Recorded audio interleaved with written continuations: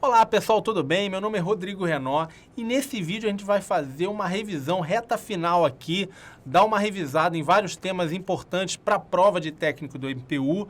Espero que você curta, vamos comentar as questões, dar as dicas para você matar a questão, dar uma revisada nos tópicos mais importantes. E é isso aí, vamos cair dentro sem perder tempo, espero que você curta, vem comigo, vamos estudar administração aqui para técnico do MPU. Bora! Questão aqui, EBSER Tecnólogo em 2018. Avaliações de desempenho possuem objetivos claros apoiados na realidade dos cargos, evitando-se comparações entre o esperado e o realizado. Pessoal, a questão aqui estaria certa até essa parte aqui, porque, obviamente, quando a gente faz a avaliação de desempenho, a gente compara o desempenho daquela pessoa, o que ela efetivamente realizou, com algum padrão.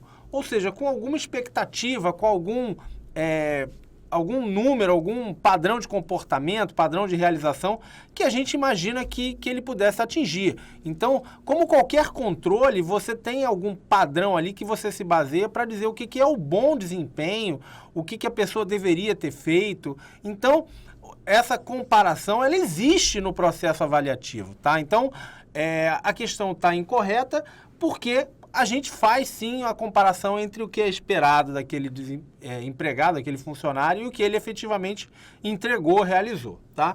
Gabarito questão errada. Vamos para mais uma aqui. Outra questão da EBSER aqui, Tecnólogo em 2018.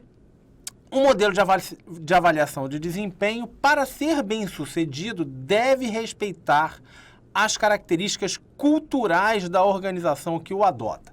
Pessoal, essa questão está certa, por quê? Porque o modelo de avaliação de desempenho, ele precisa ser aceito, ele precisa ser visto como importante, interessante, tanto para os empregadores quanto para os empregados. E se ele não respeitar a cultura organizacional, ele não funciona, as pessoas não vão respeitar o resultado, não vão fazer aquela avaliação da melhor maneira, então ele acaba não sendo feito na prática. Isto é visto muito, por exemplo, no Brasil, onde você tem uma dificuldade, por exemplo, da chefia aceitar a avaliação do funcionário sobre ela. A gente tem uma dificuldade, por exemplo, de implementação do modelo 360 no setor público, porque existe essa dificuldade de subordinados fazerem avaliação do chefe. Então, se você tem realmente ali uma dissociação entre a cultura do órgão e o modelo de avaliação, ele acaba não funcionando, tá? Então, a questão está certa, porque efetivamente esse modelo de avaliação ele precisa estar alinhado à cultura organizacional daquela empresa ou daquele órgão. Vamos para mais uma aqui, Secretaria de Educação do DF, professor em 2017. Uma contribuição da avaliação de desempenho em organizações públicas consiste na equiparação salarial obtida por ocupantes de cargos diferentes em função do mérito do desempenho adequado ou conforme o alcance das metas estabelecidas em dado período de referência. Pessoal, a questão obviamente está errada, porque a avaliação de desempenho no setor público, ela não serve para fazer equiparação salarial de carreiras diferentes, de cargos diferentes. Ou seja, não existe esse instrumento no setor público que faça com que pessoas de cargos diferentes passem a ser equiparados, porque eventualmente desempenham uma função da mesma forma. Não existe esse instrumento no setor público, tá? Então o gabarito é a questão errada. TCE do Pará Auditor em 2016. As vantagens de se adotar o modelo de gestão de desempenho nas organizações incluem a adequada alocação de recursos humanos e financeiros e o fortalecimento do vínculo entre recompensa e resultados. Está alinhada também a questão anterior que a gente falou, ou seja, você tem um bom modelo de gestão de desempenho, você facilita como você vai utilizar aquelas pessoas da melhor forma, quem você precisa capacitar, eventualmente, quais são os incentivos que você pode utilizar para que as pessoas se motivem, alcancem os resultados. Então, sim, a frase está correta. Um bom modelo de gestão de desempenho, ele possibilita isso sim. Vamos lá, questão correta. Vamos para mais uma. FUNPREST Judiciário assistente em 2016. Atualmente, as organizações priorizam a avaliação de desempenho, um tipo de avaliação hierárquico-funcional que é efetuado pela chefia imediata e tem como referencial de análise os cargos. Pessoal, a questão está incorreta por quê? Porque atualmente essa avaliação feita pelo chefe, hierárquica, tradicional, diria eu, ela não é digamos assim, o paradigma que a gente tem de gestão do desempenho. O nosso paradigma atualmente, ele é uma avaliação mais participativa, que envolvam mais atores do que só o chefe, como, por exemplo, a avaliação 360 graus, tá? Onde você tem uma avaliação mais complexa, por vários ângulos diferentes. Então, o que está realmente meio tornando incorreto é esse atualmente. Atualmente, elas priorizam essa avaliação do chefe? Não, atualmente a gente prioriza outros tipos de avaliação do que essa tradicional chefe subordinado. Então, o gabarito é a questão errada. Questão EBSER, analista em 2018. No âmbito da gestão de pessoas, os funcionários de uma organização são vistos como talentos fornecedores de competências fundamentais para o sucesso da organização em questão. Isso está alinhado com a visão moderna que a gente tem de gestão de pessoas, que é ver aqueles membros, aqueles colaboradores como os parceiros, como fornecedores de talentos, de criatividade, de novas ideias, de novas visões, fornecedores de competências, né, o alinhamento ali com a gestão de competências para o sucesso da organização, ou seja, de que isso é um fator estratégico para que as organizações elas atinjam seus resultados. Então, gabarito também, questão certa. Vamos lá, mais uma aqui. STM, analista em 2018.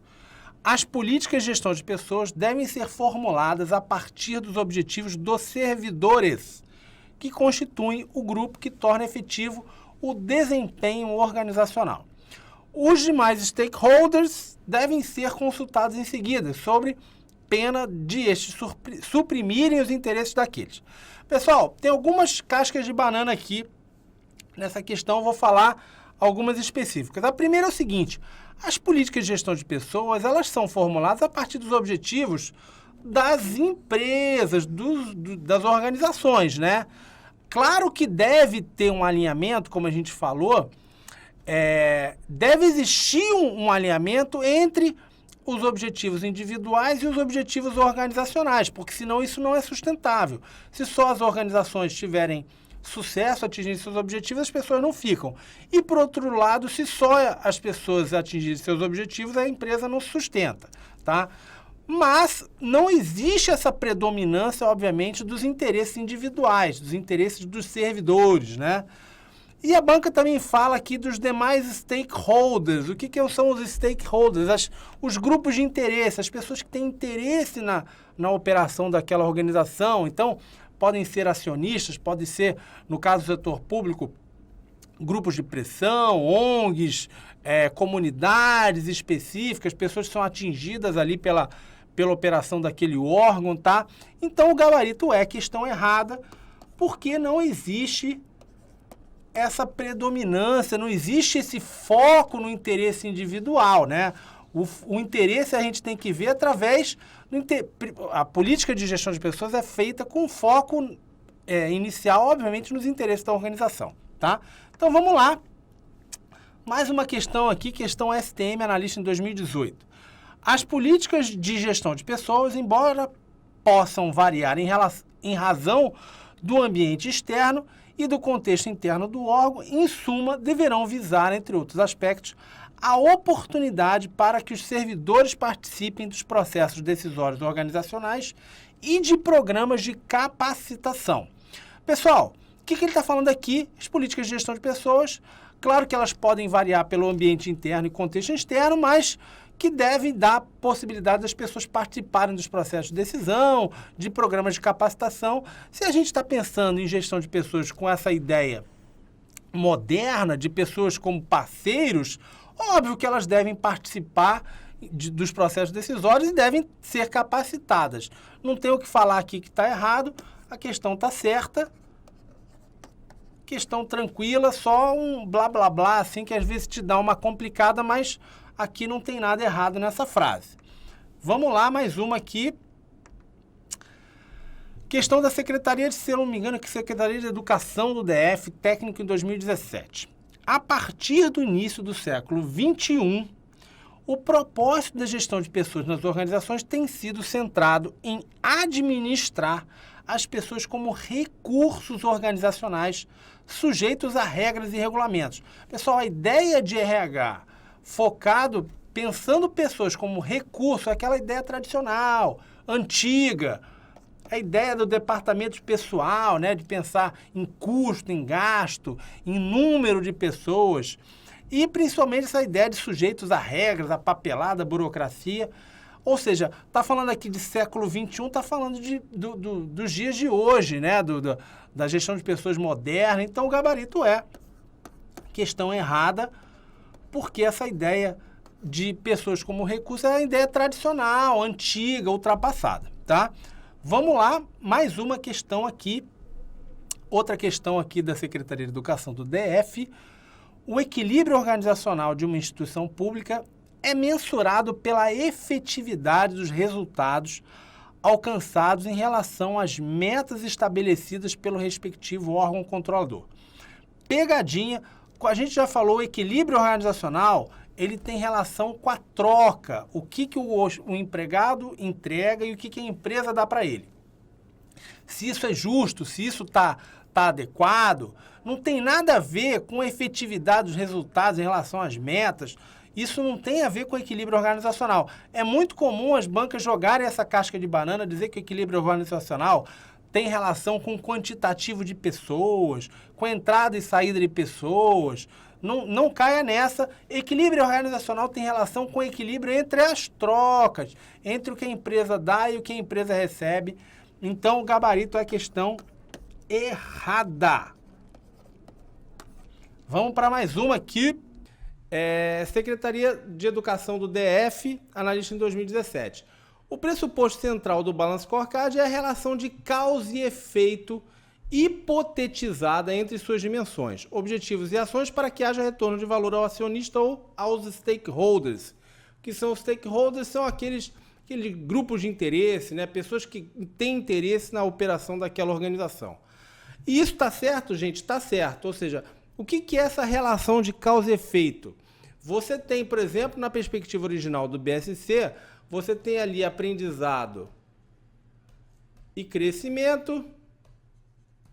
Você teria processos internos, clientes e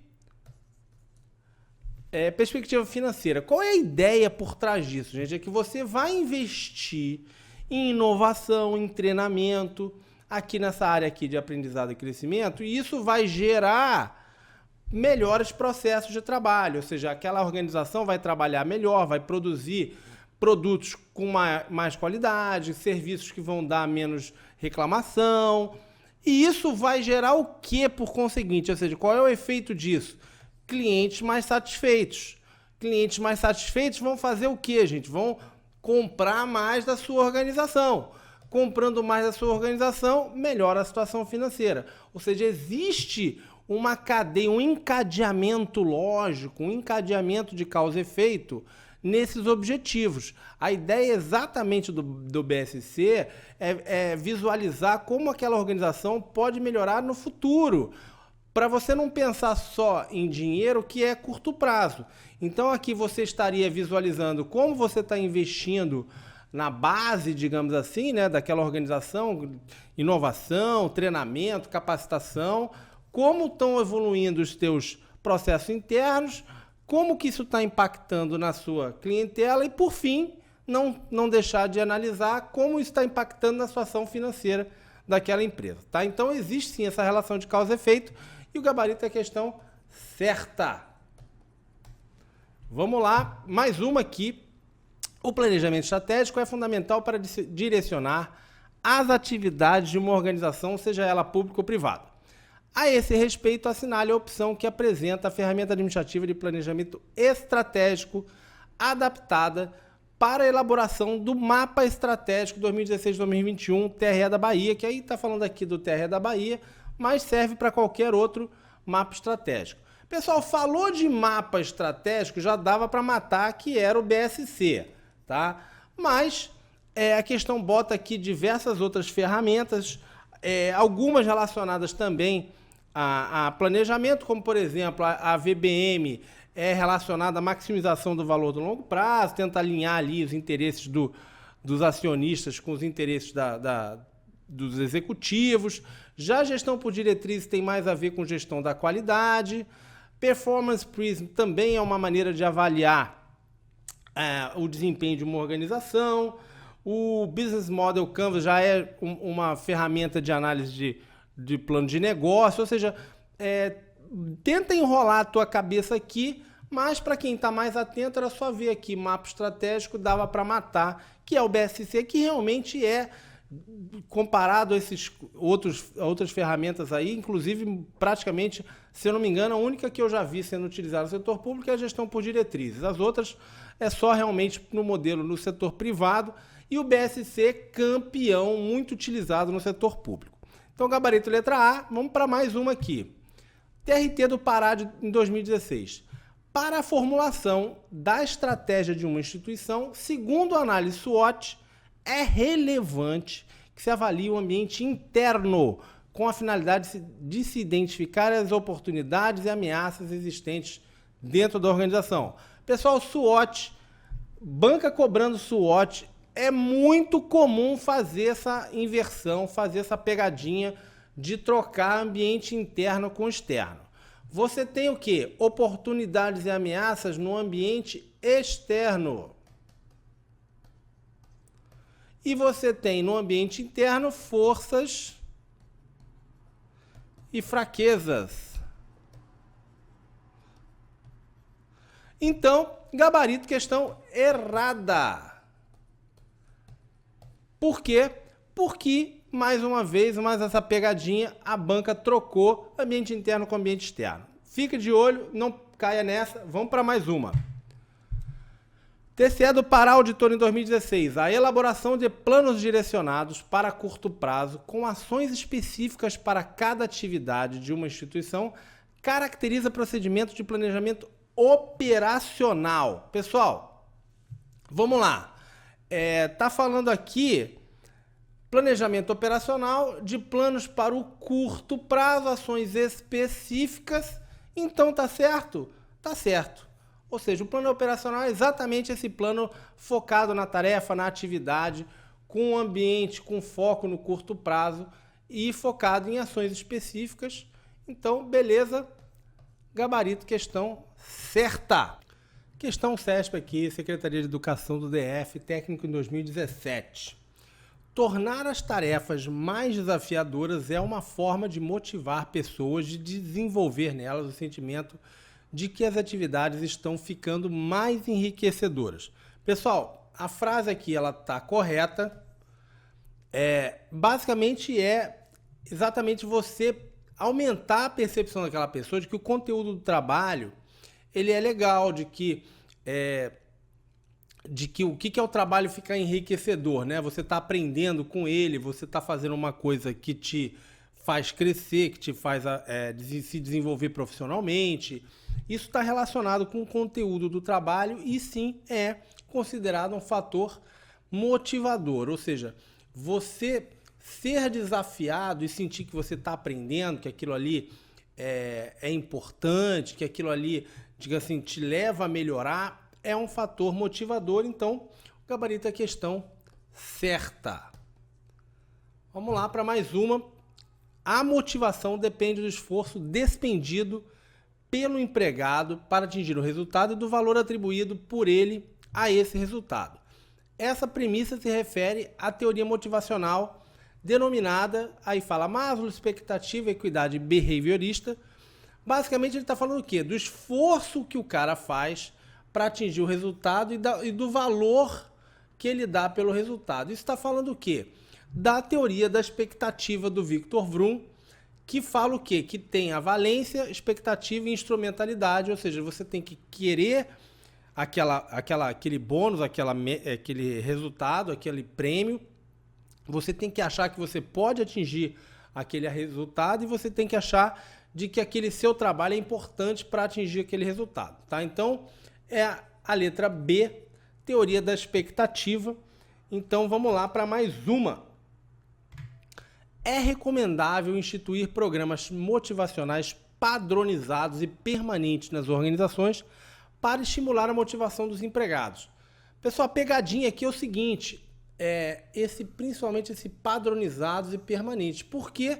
Porque as pessoas são diferentes, cada pessoa pensa de uma forma, se interessa por alguma coisa, então você instituir um programa padronizado e permanente não faz sentido. Primeiro porque as pessoas são diferentes hoje e porque elas podem evoluir também no futuro, ou seja, quem gosta, por exemplo, quem está interessado em fazer um curso, não necessariamente ele vai querer fazer aquilo a vida inteira.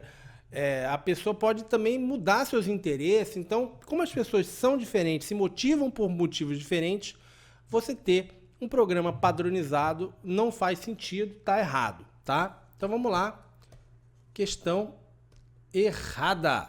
Vamos lá para mais uma.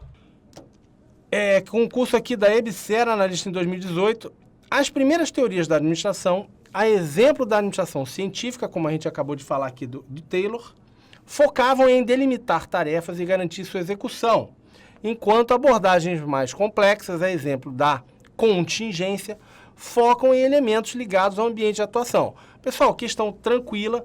O que ele está querendo dizer aí? As teorias mais antigas, mais tradicionais, elas tinham uma preocupação que a gente chama de autorreferenciado, ou seja, voltadas para dentro ali da organização, preocupadas no que acontecia lá dentro. No caso da teoria da administração científica, preocupadas com a tarefa, como a gente já falou, mas, de qualquer maneira, tinha uma preocupação de olhar para dentro da organização, não estavam preocupados com o ambiente que cercava aquela organização. Já teorias mais modernas, como a dos sistemas, de contingencial, estão preocupadas, sim, com a inter-relação da empresa com os seus fornecedores, com os seus concorrentes, com o mercado de trabalho, com o regulador. Então, existe uma preocupação maior do que está acontecendo lá fora do que existia antigamente. Então, gabarito, questão correta. Vamos lá para mais uma. Concurso Secretaria de Educação DF, professor em 2017.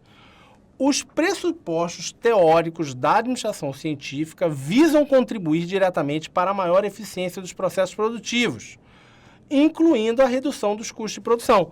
A gente já falou um pouquinho aqui da administração científica, como vocês estão vendo, é bastante cobrada pelo CESP. Fiquem de olho, estudem lá Taylor. E, sim, obviamente, o que o Taylor queria? Queria que aquele trabalhador gastasse menos esforço, produzisse mais, fosse mais eficiente. Eficiente no quê? Na sua atividade, sim. E o que é atividade? Processo produtivo. Lembrando que ele estava ali preocupado com a indústria, né? O processo fabril, a linha de produção. Então, era assim o processo produtivo, incluindo a redução dos custos de produção. Óbvio, se você vai ser mais eficiente, gastar menos esforço, ter menos desperdício, vai produzir mais, você reduz o custo de produção. A questão está certinha. Vamos para mais um aqui. TCE de Santa Catarina, auditor em 2016. A teoria clássica de administração baliza-se nos princípios da unidade de comando, de amplitude de controle e divisão do trabalho. Nesse sentido, em uma empresa em que o trabalho realizado deva ser reportado sempre ao supervisor imediato e ao diretor do setor, a fim de garantir que a análise de desempenho seja feita por perspectivas diferenciadas, tenham-se um exemplo de observância do princípio da unidade de comando. Pessoal, a questão aqui é capciosa. Por quê? Porque até aqui, onde eu marquei, a questão está perfeita. Ou seja, teoria clássica, estamos falando aqui de Henri Fayol, tem lá os 14 princípios da administração. E sim, os princípios têm unidade de comando, amplitude de controle, divisão do trabalho, até aí tá bonito, tá beleza. O que é unidade de comando? É o cara responder a um chefe. Ele responde a um chefe só. Isso aqui é a unidade de comando. E o que a questão fala logo depois? Que o cara reporta ao supervisor imediato e ao diretor do setor. O que está dizendo aí? Que ele tem dois supervisores, dois chefes, né? Ele não tem unidade de comando nessa situação. Então, a questão fica errada, tá? A questão tem uma pegadinha aí, meio maldosa, meio maliciosa, mas tá incorreta. Por quê? Porque unidade de comando é você responder somente a uma pessoa. Pessoal, vamos lá, a questão TCE de Pernambuco, analista em 2017. O diagrama de Ishikawa é uma ferramenta utilizada para identificar relações de causa e efeito apenas em processos administrativos. Pessoal, a questão estaria bonitinha se ela parasse aqui, o que inviabiliza a questão, torna ela incorreta, esse apenas em processos administrativos, porque, obviamente, ela não é feita somente para analisar, identificar essas relações de causa e efeito apenas nos processos administrativos, tá? Então, relembrando aqui, diagrama de Ishikawa é também chamado de espinha de peixe.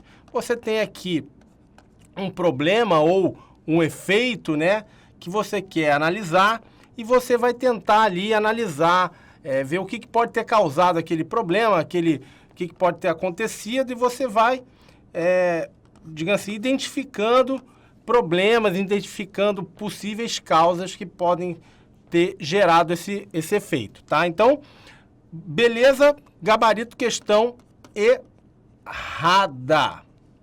Vamos para a próxima.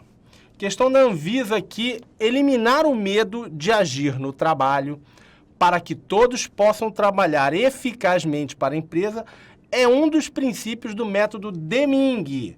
Então, vamos lá.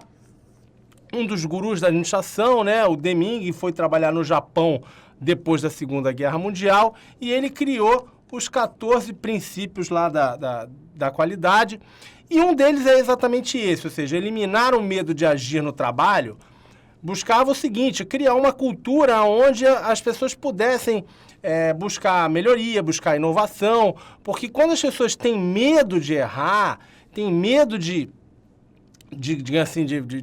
ter algum problema e tal, obviamente elas vão ser mais avessas a tentar alterar alguma coisa, a buscar o novo.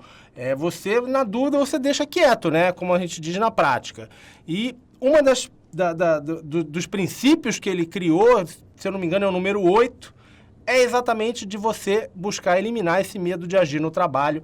Então, o gabarito é a questão certa. Vamos para mais uma aqui. No ciclo PDCA, definir metas, executar tarefas, verificar resultados e atuar corretivamente referem-se, respectivamente, às etapas de planejamento, execução, verificação e ação. Só relembrando aqui, PDCA vem de P, de Plan, Do, Check, Act, e é exatamente isso, ou seja, planejamento, você definir metas, né, definir objetivos, o Do seria de executar as tarefas, o Check seria de verificar, de monitorar o que aconteceu, e o Act é de corrigir ou padronizar o que deu certo, né? Corrigir o que deu errado e padronizar o que deu certo. Beleza? Gabarito, questão certa. Vamos para mais uma aqui. Mais uma questão do concurso da Anvisa. O histograma é uma ferramenta de gestão da qualidade utilizada para listar todas as atividades de um processo por meio de apoio gráfico. Pessoal, o que é um histograma? Se você for ver, tem todo jornal vai aparecer um histograma, quase todo, né? Você vê ali, tem aquele gráficozinho assim, aí tem aqui aquelas barrinhas, né? Tem muita gente que chama de gráfico de barra, aonde você vai ver o que? Frequência. Então, assim, de tal e tal idade, 5%, de tal e tal idade, 17%. Isso é um gráfico de frequência. O gráfico que vai listar as atividades de um processo por meio de um apoio gráfico é conhecido como fluxograma,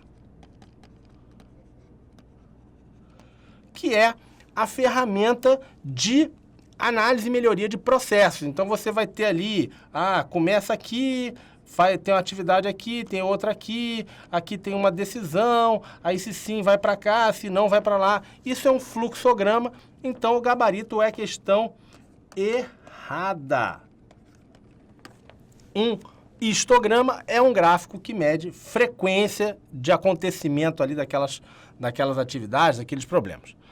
Durante o governo de Getúlio Vargas, implementou-se a chamada reforma burocrática, que buscava fortalecer a meritocracia e a profissionalização da administração pública. Pessoal, está certa a questão que no governo de Getúlio Vargas, nos anos 30, foi quando a gente implementou a famosa reforma do DASP, tá? Que realmente foi a reforma que tentou implementar, né, ou pelo menos boa parte do que a gente conhece como modelo burocrático, tá?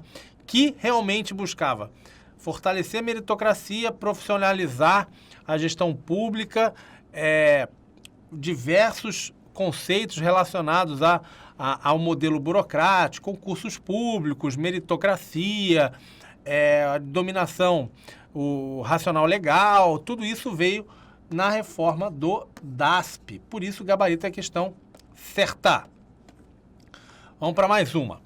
A profissionalização de cargos públicos foi adotada ainda no modelo de administração patrimonialista ao final dos anos 90 do século XIX. Pessoal, está errado porque a gente acabou de falar que isso só começou a acontecer no Brasil com o DASP na década de 30, tá? Governo do Getúlio Vargas, por isso o gabarito é a questão errada. A administração pública gerencial brasileira envolve 4 setores: o núcleo estratégico, as atividades exclusivas do Estado, os serviços não exclusivos do Estado e a produção de bens e serviços para o mercado. Pessoal, esses conceitos aqui, dos 4 setores do Estado, eles estavam no plano diretor da reforma do aparelho do Estado, reforma de 95, governo FHC, tá?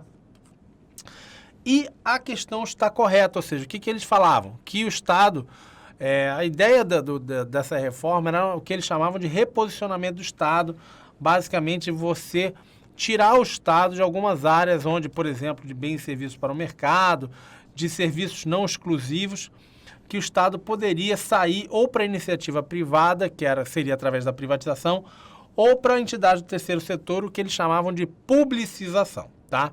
E eles realmente dividiam o que seria o Estado, digamos assim, em 4 áreas. A primeira que seria o núcleo estratégico, aquele núcleo altas autoridades, atividade mais de planejamento, definição de leis e por aí vai. Você tinha as atividades exclusivas do Estado, então, por exemplo, Polícia Federal, Receita Federal, diplomatas e diversas atividades onde você não poderia passar isso para a iniciativa privada ou para o terceiro setor.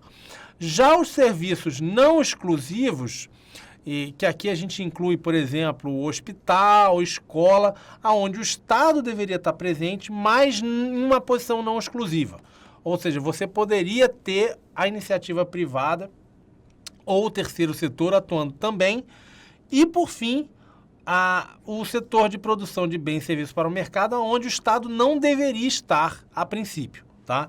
Ou seja, que você deveria deixar isso realmente com a iniciativa privada ou, pelo menos, com outras atividades que não fossem estatais, beleza? Então vamos lá, o gabarito da questão certa é exatamente o que estava lá na reforma de 95. Vamos para mais uma aqui. O Decreto-Lei 200 de 1967 promoveu a transferência das atividades de produção de bens e serviços para autarquias, fundações, empresas públicas e sociedades de economia mista. Pessoal, Decreto-Lei 200 é a reforma de 67, reforma do governo militar, e realmente é conhecida pela descentralização administrativa. Ou seja, criação de inúmeras empresas estatais, criação de inúmeras autarquias. Isso realmente ocorreu? Ocorreu. Então, lembra sempre disso, Decreto-Lei 67, Decreto-Lei 200 de 67 é conhecido pela descentralização administrativa, criação de empresas, criação de autarquias. Isso realmente ocorreu, gabarito a questão certa.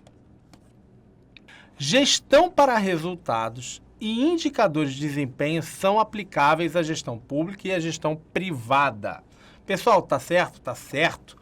Gestão para resultados e indicadores de desempenho, elas vieram da gestão privada. Ou seja, eram coisas que já eram aplicadas no setor privado.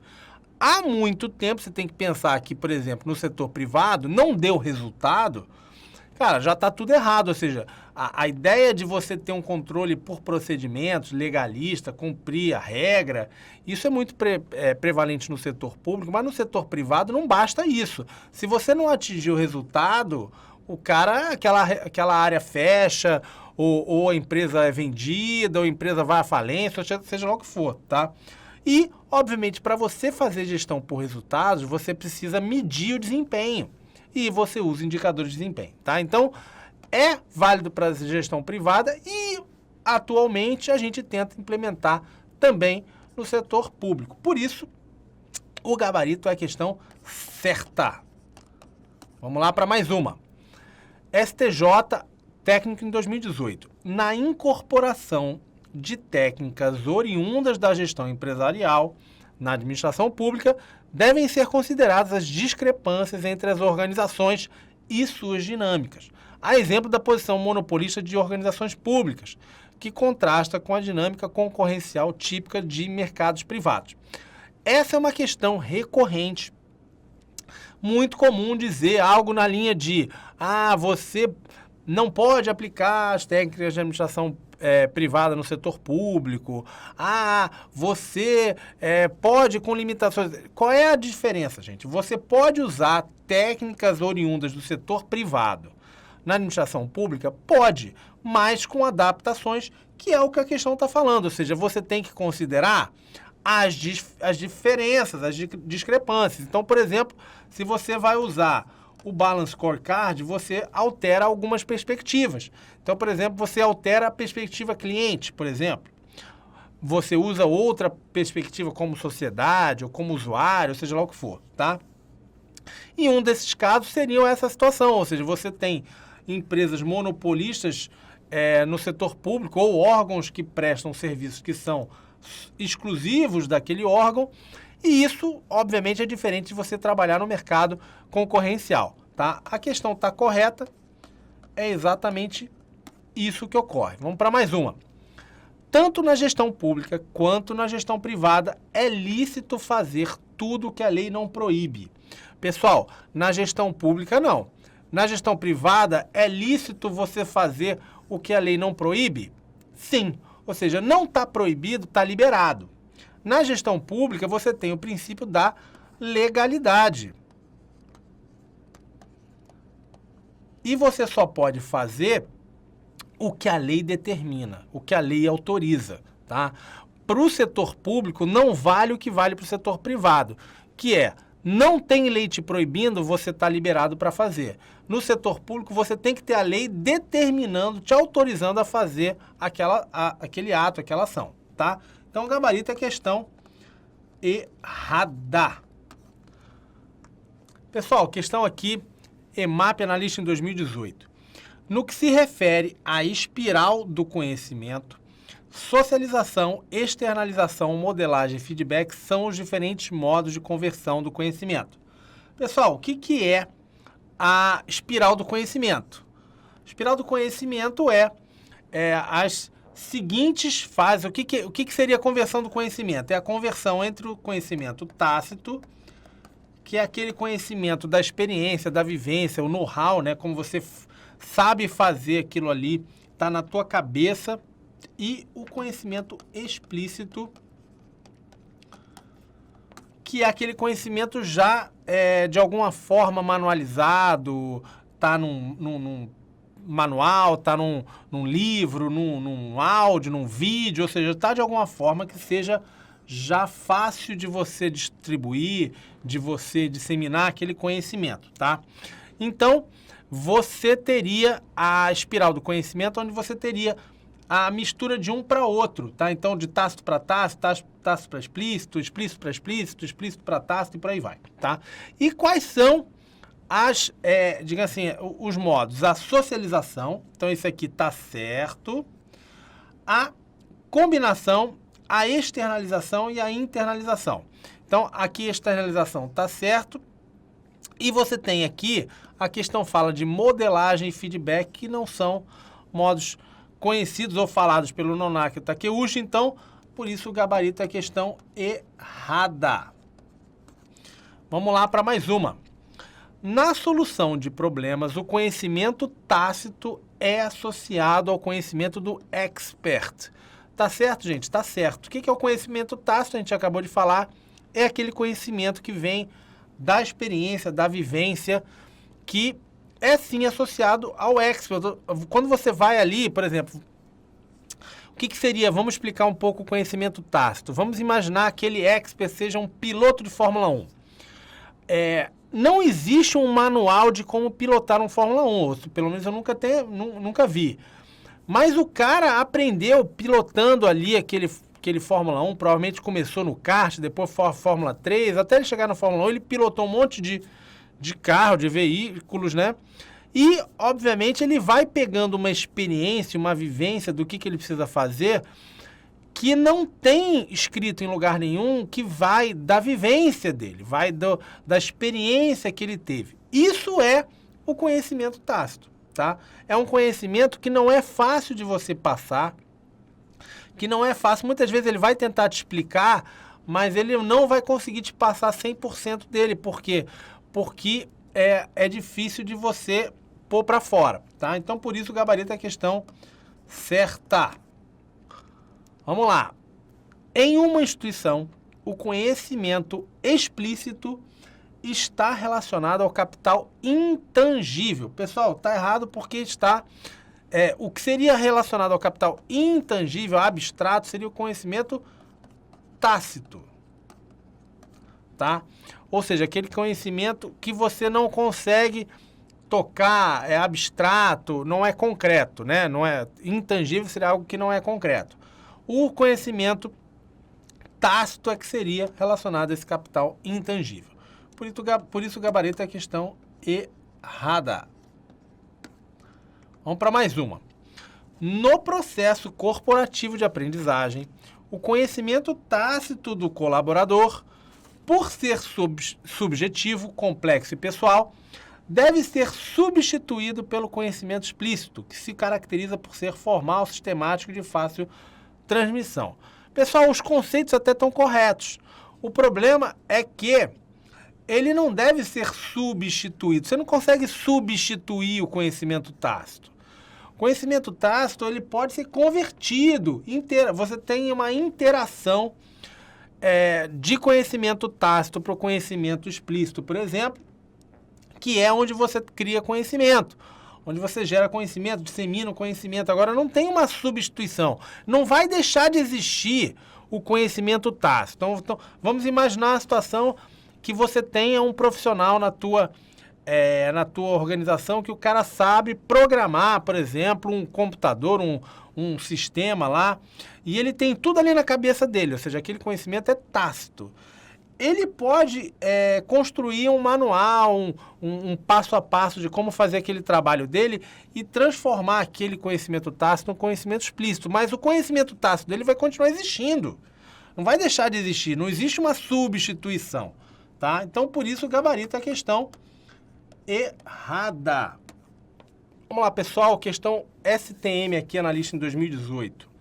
Abordagens teóricas de liderança que se baseiam em traços de personalidade têm a ver com as características de personalidade dos liderados que podem ser usadas para melhorar o clima organizacional. Pessoal, pegadinha aqui é o seguinte, teoria dos traços, elas têm a ver sim com as características, mas as características de personalidade dos líderes e não dos liderados. Ou seja, a ideia da abordagem, que é muito tradicional dos traços, ela fala o seguinte, olha, a gente tem que analisar o líder, quais são aqueles líderes importantes e vamos ver se a gente consegue achar alguém que seja parecido, tem aquelas características de oratória, de carisma, ou seja lá que tipo de personalidade ali, que tipo, aspecto daquele líder que a gente acha que funcione, e vamos tentar achar alguém com aquelas características, tá? Ou seja, teria essa ideia de que o líder não é desenvolvido, mas que o cara nasce líder, que ele tem algumas características ali natas que fariam dele um líder natural e por aí vai, tá? Só que isso tem a ver não com as características dos liderados, e sim dos líderes, por isso a questão aqui errada. Vamos para mais uma aqui. Líderes liberais são aqueles que adotam a postura consultiva, compartilhando com suas equipes a tomada de decisão.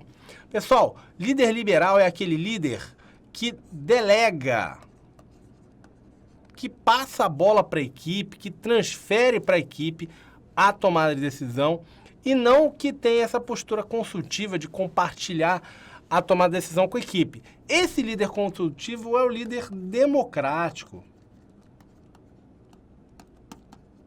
Lembrando aqui que é aquela classificação dos estilos de liderança que tem o democrático, o liberal e o autocrático. O autocrático é aquele líder que centraliza a tomada de decisão.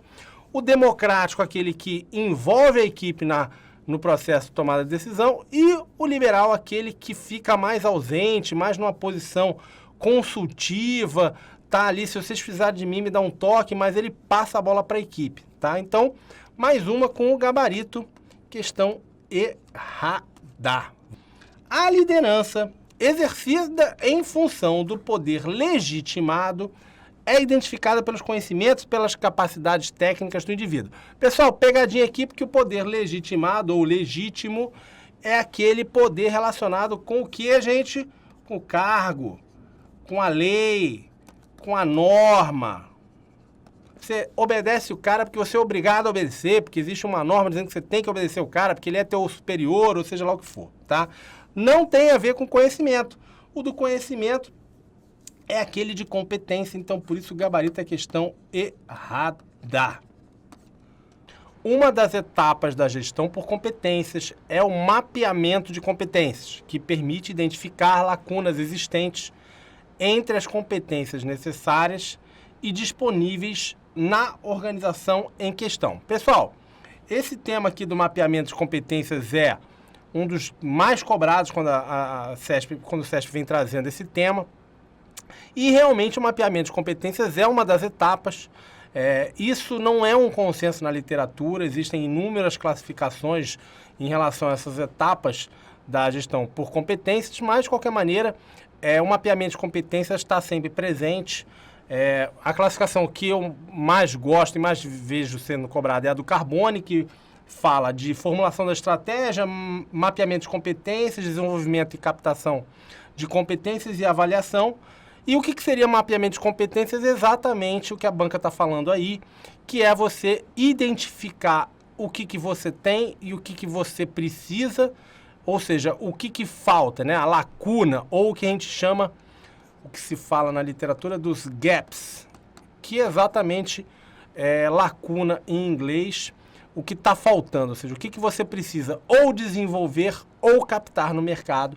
Por isso, o gabarito é a questão certa. Vamos lá para a próxima aqui, STM Analista em 2018.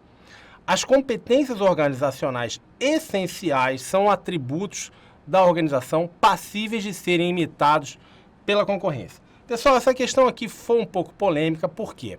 Isso basicamente é a classificação do Prahalad e do Hamel, que fazem a diferenciação entre as competências básicas e as essenciais. As básicas seriam aquelas normais da operação de todas as empresas, ou seja, aquelas relacionadas ao funcionamento normal da organização, e aquelas essenciais, ou que eles chamam de core competencies, que seriam aquelas que geram diferenciação, que geram valor para o cliente, agregam valor ao cliente, e que eles falam que seriam difíceis de serem imitadas pelos seus concorrentes, tá? Difíceis, ou seja, ele não fala que é impossível de ser imitado. Aí a banca fala aqui de passíveis de serem imitadas. Passíveis é que isso é possível, pelo menos no meu parco entendimento aqui do português, né? A banca considerou isso como errado. Obviamente, pelo entendimento de que eles diriam que é difícil de ser imitado e tudo mais. Na minha maneira de ver, essa frase aqui força um pouco a barra, porque apesar de ser difícil, os autores não dizem que é impossível de ser imitado, tá? Mas a banca considerou como errado, muita gente fez recurso na época, o recurso não foi aceito, então é isso aí, levem para tua prova que o CESP teve esse entendimento. E é isso aí, vamos lá para a próxima. STJ analista em 2018. O mapeamento de competências se propõe a identificar as lacunas de aprendizagem e os recursos para a concretização da estratégia organizacional. Pessoal, vi muita gente errando essa questão de bobeira, porque o cara já vê lacuna aqui, ele, opa, é isso aí, mapeamento é identificar a lacuna, só que o problema é que não é a lacuna de aprendizagem ou de recursos, é a lacuna de competências. Então, a frase aqui está errada, por quê? Porque o mapeamento ele busca identificar a lacuna de competências na organização e não de aprendizagem ou de recursos. Questão aqui, sem choro nem vela, questão errada, vamos para mais uma aqui. TRE de Pernambuco, analista em 2017. Questãozinha aqui de múltipla escolha, que não é tão comum do SESC, mas existem. Em se tratando da gestão por competências, estabelecer as competências organizacionais é fundamental para promover o alinhamento com as competências das pessoas. Nesse contexto, consideram-se competências organizacionais básicas aquelas. Pessoal, essa questão aqui eu achei uma questão meio... digamos assim, meio confuso e tal, mas de qualquer maneira, a gente já falou sobre isso, quais seriam as competências básicas, aquelas relacionadas com o funcionamento normal da organização, aquelas relacionadas ao dia a dia, né? Ao contrário das essenciais, que seriam aquelas que geram diferenciação, que seriam difíceis de imitar, geram vantagem competitiva e por aí mais. Aí, vamos lá, letra A, relacionadas com a gestão de recursos financeiros, comerciais e produtivos, não é exatamente isso, apresentadas nas atividades exercidas na organização, inerentes a cada indivíduo, não o que a gente está falando aqui das organizacionais, necessárias ao funcionamento organizacional, inerentes à estrutura e à organização para a realização do trabalho. Ou seja, aqui está mais adequado ao que seriam as competências básicas, aquelas que são relacionadas ao funcionamento normal da organização. Letra D, que retratam o conjunto interdependente de conhecimentos, habilidades e atitudes necessárias para a realização das tarefas da equipe, não é bem isso, e relativas a clientes e fornecedores fundamentais para o sucesso da organização. O gabarito é mesmo a letra C de casa. Vamos lá para a próxima aqui. Clima organizacional relaciona-se à percepção de funcionários da organização sobre o sistema de punição a ela imposto para coibir práticas de corrupção e má gestão.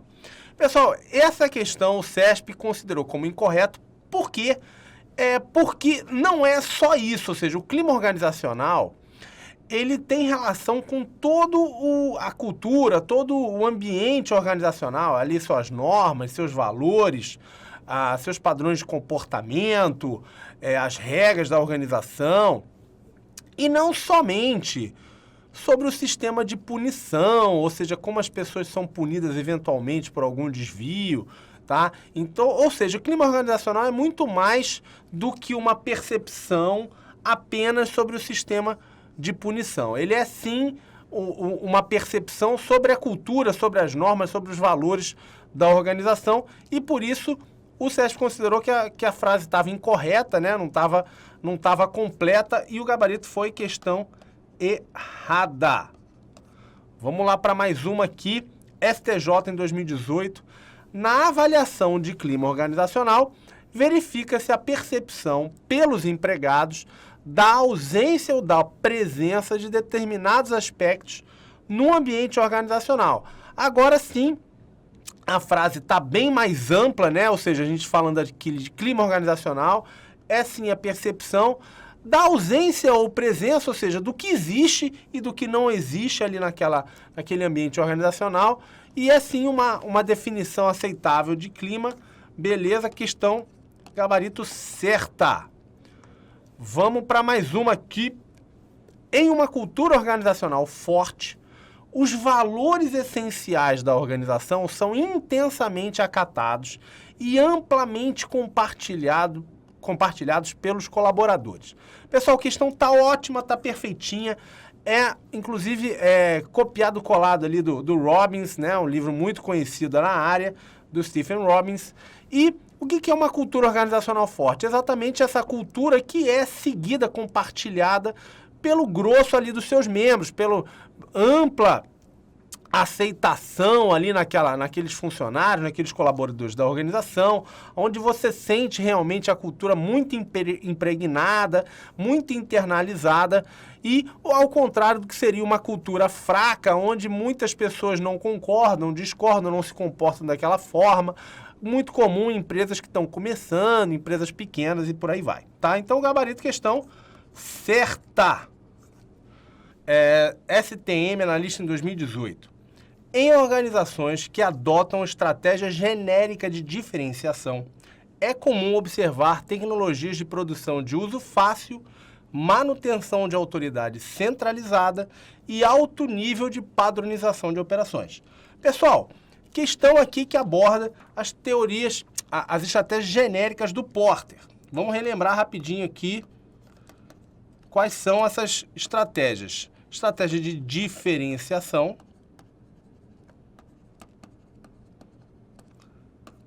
de custo e foco ou enfoque. Na diferenciação, você tenta criar um produto que seja visto como diferenciado pelos clientes, que agregue um valor maior. O que seria o caso, por exemplo, da Ferrari, dos produtos da Apple, ou seja, aquele produto que o cara aceita pagar um pouco a mais, porque ele vê realmente um design mais interessante, ele vê ali que aquele produto agrega algo diferente para ele. O produto, a estratégia de custo é fácil da gente visualizar. Seria aquela que busca fazer o produto mais barato, ser mais eficiente na produção, de forma a conseguir vender mais barato que os seus concorrentes, de modo a ganhar sua clientela pelo valor, pelo custo, né? E a estratégia de foco ou de enfoque visa atingir um mercado menor, segmentado, como a gente chama o mercado de nicho. Ou seja, tenta ganhar um mercado menor, pequeno, atingindo ali as necessidades específicas daqueles clientes, tá? Então, a gente está falando aqui na questão da estratégia de diferenciação e qual o problema aqui dessa questão? Porque ela está falando que em organizações que adotam esse tipo de estratégia, você tem essa manutenção de autoridade centralizada, que isso não tem muito a ver. Ou seja, quando a gente imagina, por exemplo, uma Apple, você tem uma empresa que dá valor à inovação, que dá valor a, digamos assim, você ter ali uma busca, digamos assim, por criatividade, e isso vai de contra isso aí. Ou seja, você não tem muito a ver você ter uma autoridade centralizada, muito controle, rigidez, não teria relação com essa estratégia de diferenciação, por isso o gabarito é a questão errada. Vamos lá para mais uma aqui. Pensar estrategicamente significa tomar decisões e agir para formular e implementar estratégias que proporcionarão competitividade às organizações frente aos seus ambientes. Pessoal, fala aqui um pouco do conceito de estratégia. Existem inúmeras definições de estratégia, mas basicamente, quando a gente pensa em estratégia, se você for dar uma olhada ali nas principais definições, é o que? É o meio, é o modo de como você vai atingir os seus objetivos. Ou seja, pensar estrategicamente significa como você vai fazer, quais são as atividades, como você vai agir para atingir aqueles objetivos que poderiam ser, por exemplo, ter competitividade, tá? Então, essa é uma definição aceitável de estratégia e por isso o gabarito é a questão certa. Vamos para mais uma aqui.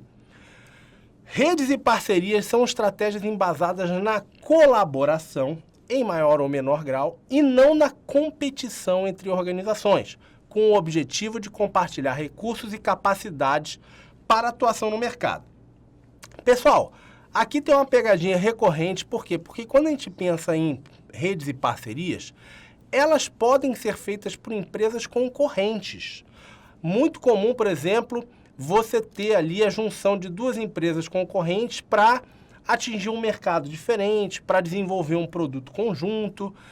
Então você tem, por exemplo, na história do Brasil aqui, a gente teve a junção da Sadi e da Perdigão, por exemplo, para atuar no mercado europeu. Então você tem colaboração e, às vezes, também tem competição, tá?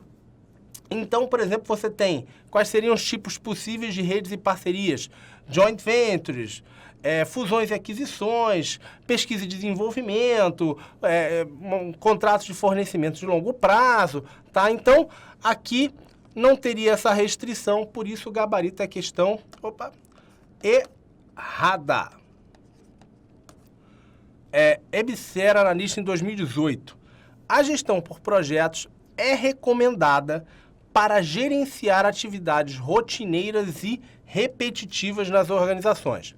Pessoal, aqui está falando aqui de atividade rotineira e repetitiva. Isso não é projeto. O que é um projeto? Projeto, a gente fala de um esforço temporário, ou seja, tem tempo para acabar e gera um produto ou um serviço exclusivo, único.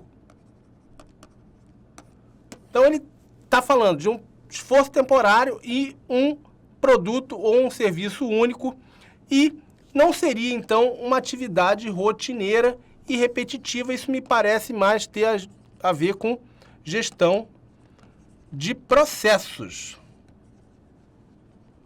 Por isso, o gabarito é questão errada. Vamos para mais uma aqui. A gestão por projetos é típica de organizações que produzam muitos produtos e ou serviços distintos e de baixo custo.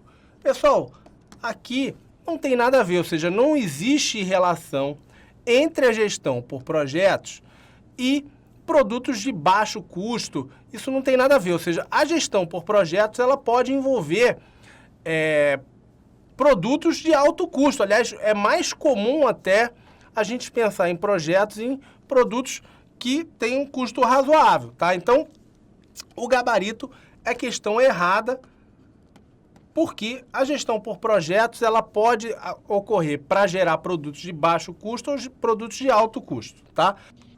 Vamos mais uma aqui. No âmbito do governo federal, conceitua-se projeto como conjunto de tarefas limitadas no tempo, cujo resultado será um produto ofertado pela sociedade. Então, como a gente já falou, um projeto é algo temporário, limitado no tempo, que vai oferecer um produto ou um serviço único. Tá ok essa definição? Tá ok essa definição. Gabarito, questão certa. STM, analista em 2018. Decisões não programadas costumam caracterizar-se pelo risco e pela incerteza. Razão porque demandam uma maior capacidade de análise e de posicionamento do gestor. Como a gente já falou, uma decisão não programada é sobre um problema novo, sobre um problema que ainda não aconteceu ou acontece muito raramente. E óbvio que se você conhece pouco o problema, ele tem mais características de risco e incerteza, sim. Sim, obviamente, demanda uma maior capacidade de análise do que uma decisão programada. É perfeito, o gabarito é a questão certa. Vamos lá para mais uma. As decisões que envolvem condições estáticas e dados repetitivos são conhecidas como programadas. Tá certo? Também tá certo. Ou seja, a decisão programada é sobre algo corriqueiro, rotineiro, que já está parametrizado, já está manualizada. Então, sim, envolvem dados repetitivos, condições estáticas. Aqui está um pouco meio forçado, né, gente? Porque nunca a situação é estática, mas, obviamente, sobre coisas que mudam menos, que são mais, digamos assim, que são mais estáticas mesmo. O termo tá muito restritivo, mas beleza, vamos lá. É isso aí, gabarito, questão certa. Próxima questão aqui do FUNPRESP. Não há processo decisório quando as decisões de uma organização são tomadas em variados níveis hierárquicos. Nada a ver, né? Ou seja, o processo decisório, ele ocorre em toda a organização, inclusive na nossa vida pessoal, né? A gente está...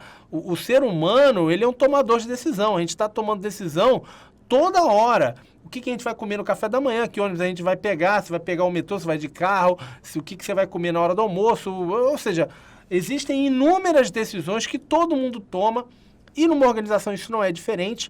Você tem tomado decisão no nível operacional, tem tomado decisão no nível gerencial, no nível tático e no nível estratégico, tá? Então a questão não tem nada a ver.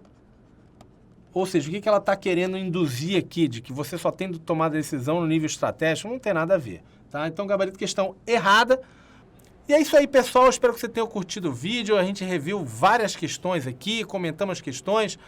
Espero que vocês cheguem prontos para fazer uma excelente prova, cheguem no gás. E é isso aí, pessoal. Desejo o melhor para vocês, sucesso, tranquilidade e serenidade. Um grande abraço aí, até mais. Tchau, tchau.